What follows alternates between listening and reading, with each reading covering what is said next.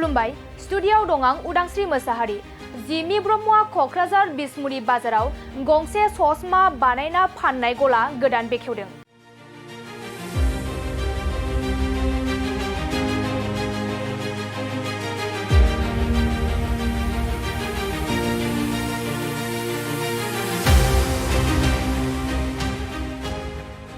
बिसमुरि बाजारनि सरलपारा उल्थापानि थांग्रा लामा सेराव फोरमान गोनां आइ स्पेशलिस्ट मेगन नायनानै ससमा फाननाय गला बेखेवदों।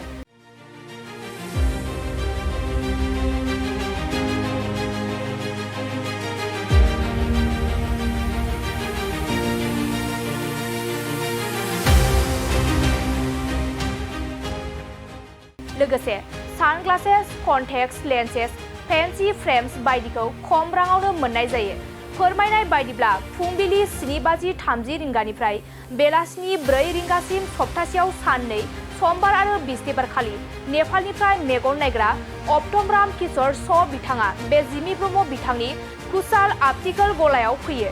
बे गला बेखेवनाय हाबाफारियावनो बाहागो लानानै बेखेवनानै होयो बर' सावथुन मुलुगनि महरगिरि समायना नार्जारी बिथाङा लोगोसे नेपालनि मेगन नायग्रा डक्टर अप्टमराम किशोर श' बिथाङा।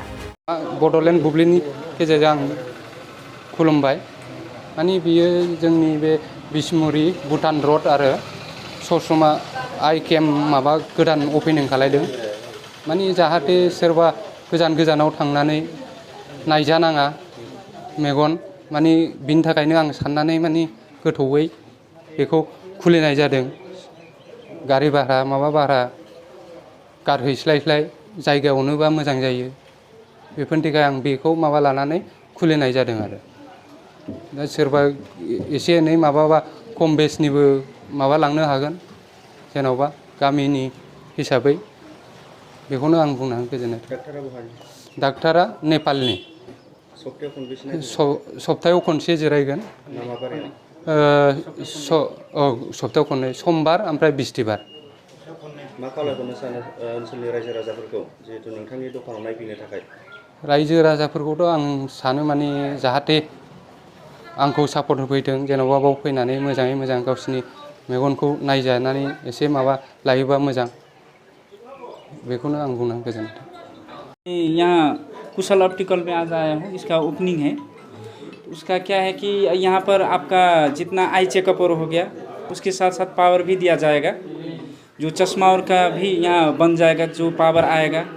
आई चेकअप आपका जो विजन चेक होता है, जैसे मोतियाबिंद किसी को होता है, कैटरैक्ट उसको हम लोग बोलते हैं, वो सब का भी यहाँ पर इलाज होगा।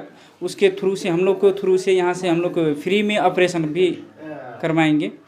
एक है अभी तो इनॉग्रेशन है, आज इनॉग्रेशन ही है कुशल ऑप्टिकल का। तो वही है, सबको मैं आग्रह करता हूँ कि जितना है आपका ये बिसमुरी का चाहे सरलपारा और में भी है, जहाँ का भी जो आपको यहाँ नज़दीक होता है सब आइए, आई चेकअप अपना करवाइए। वही हम कहना चाहते हैं। धन्यवाद। नमस्कार, मैं कुशल ऑप्टिकल का टेक्नीशियन। जैसे यहाँ पे आपका जो फ्रेम वगैरह है, आपका किड्स से लेके लेडीज़ जेंट्स सारा टाइप का फ्रेम मिल जाएगा। पावर लेंस हो गया, फैशन हो गया, आपका रीजनेबल प्राइस में यहाँ पे आप लोगों को प्रोवाइड किया जाएगा। कोई सा भी पावर हो, कुछ भी हो, यहाँ पे कम दाम में आपको मिल जाएगा। जैसे यहाँ पे आपका ट्रेंडिंग फ्रेम हो गया, फैशन हो गया, ठीक है, पावर लेंसेस हो गया। जैसे ये देख सकते हैं, ये आपका किट का फ्रेम है, एसीटेट फ्रेम में बहुत अच्छा मटेरियल में है। तो ये सब आप लोगों का सब कुछ मिल जाएगा। आप लोगों को कोई भी रिक्वायरमेंट होगा उस हिसाब से हम लोग फुलफ़िल कर देंगे। आप लोग यहाँ पे आइए, देखिए, विज़िट कीजिए। आप लोगों को अच्छा लगा तो यहाँ से परचेज़ कीजिए।